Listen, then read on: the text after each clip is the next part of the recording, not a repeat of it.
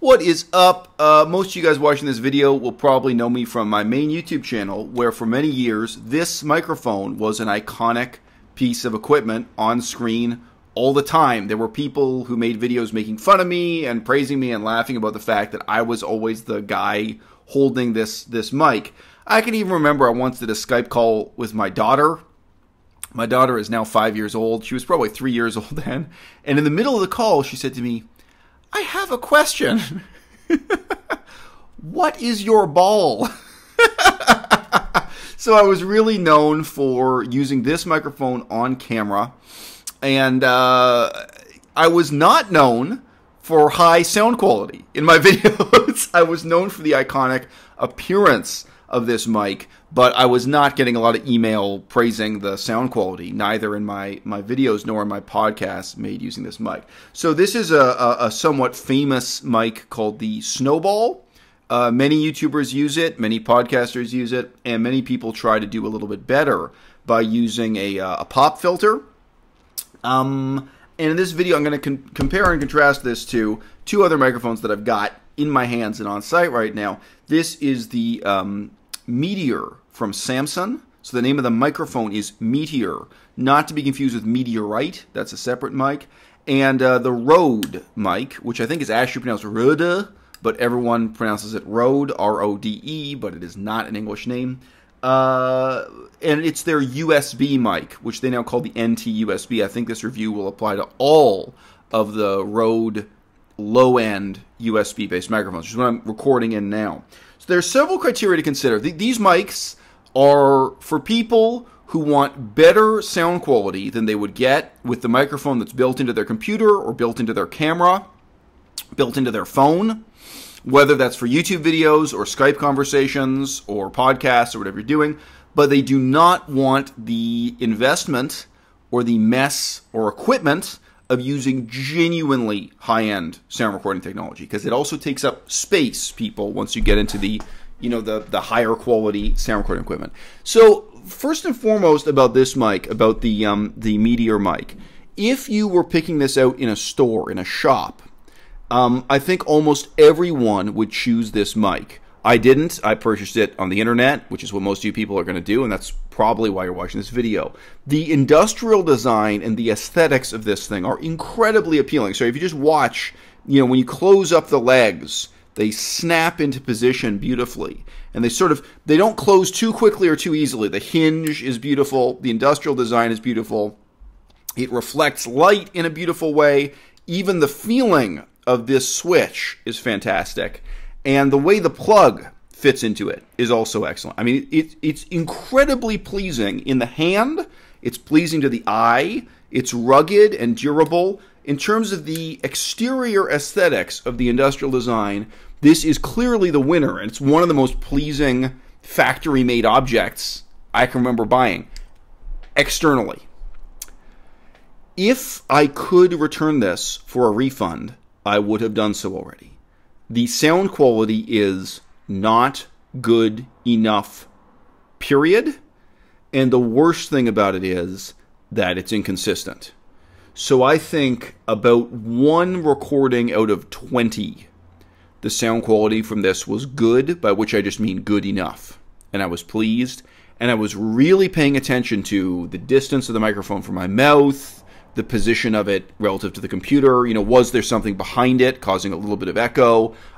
During those test sessions, during my first 20 or 40 recordings with this, I was paying very close attention.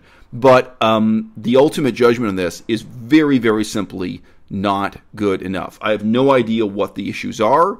Maybe it's because the creator of this, Samson, they just didn't figure out a way to fit all the components into this very small housing. You can see they have very, very little space to deal with compared to the amount, the volume of air inside the Snowball mic. It is just a very small microphone, but let me tell you something. The decisions they made do not work. This is not very simply, it is not good enough. So, gorgeous design. Maybe at some point in the future, this will be a brand to watch. But in 2018 or 2019, in the sternest words possible, I urge you not to pick up the Samson Meteor. And very simply, I mean, it's the harshest judgment I can offer on it. From my perspective, it is non-functional. It is not a piece of equipment I use, or it's a piece of equipment I actively avoid using. I'm going to try to get some value out of it by using it as a travel mic because it is portable. But every time I use it on the road, I know I'll be frustrated. I know I'll be disappointed. I wish I could return it and get a refund, and I can't. That is my judgment on the Samson Meteor. Beautiful, not functional. I reviewed that one first because the Snowball has okay, for one thing, just a note here. Microphones are not durable. Absolutely, by definition, just the passage of time and use, they will get worn out and stop working well. So over time, this microphone performed worse and worse, and that's okay. My opinion is not based on that fact. You probably shouldn't expect a microphone to last more than 3 years. Not if you're using it regularly. And of course, things like dropping the mic, impacts the mic are part of it, but it's also just part of the normal use and aging of the microphone. It's not impervious to age and wear and tear in terms of the components inside that are expected to be quite delicate and respond to the sound of your voice. It's supposed to pick up, ultimately, very fine vibrations on the air. That's what sound is, right? So you can't expect it to last forever.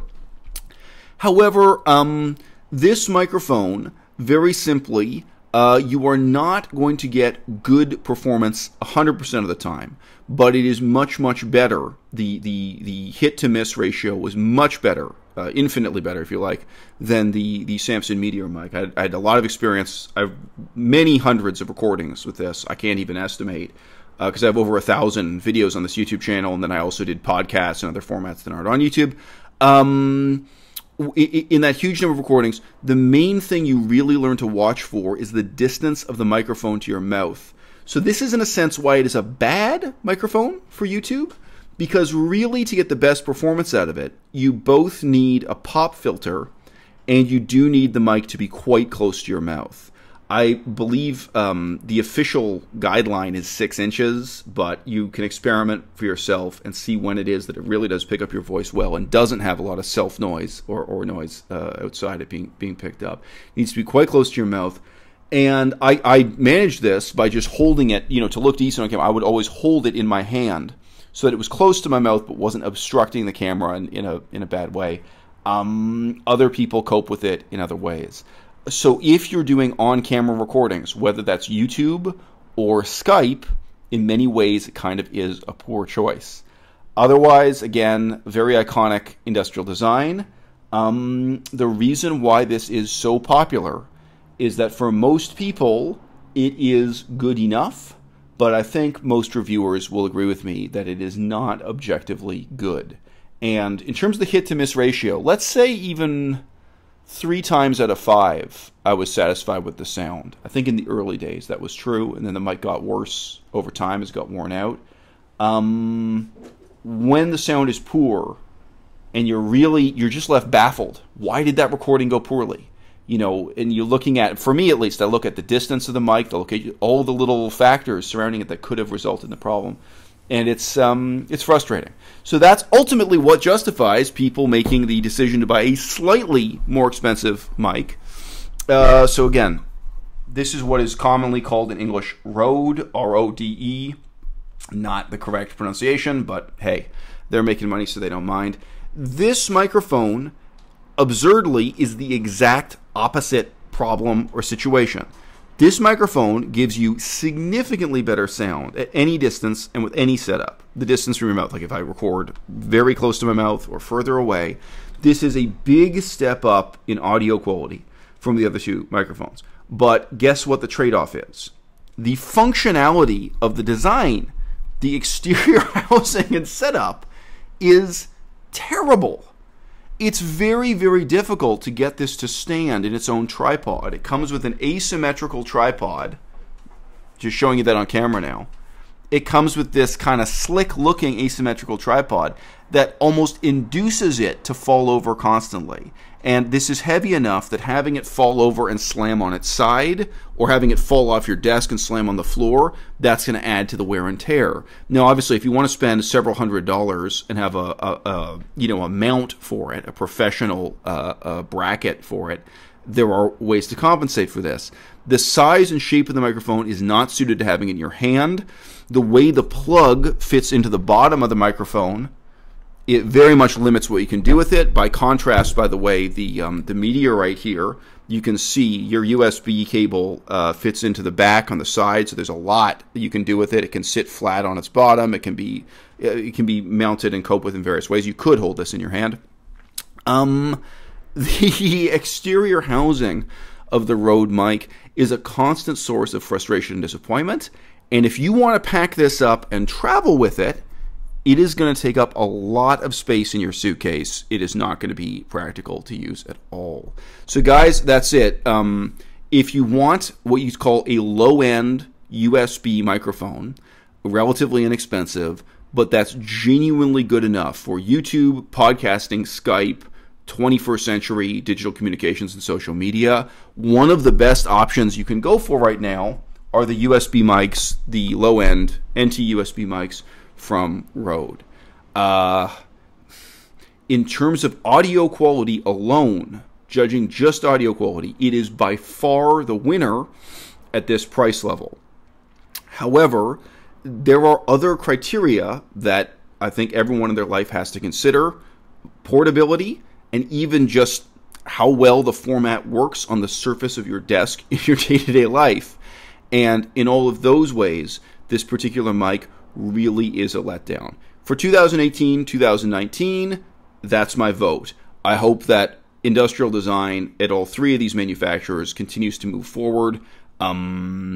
There's a pretty limited set of criteria they're working within here in terms of producing a product that the mass market wants. People who are not professional musicians, not professional radio broadcasters, our needs are modest, and yet in some ways those needs are flexible, and I think it's a struggle for people in the free market to meet them at a good enough price point.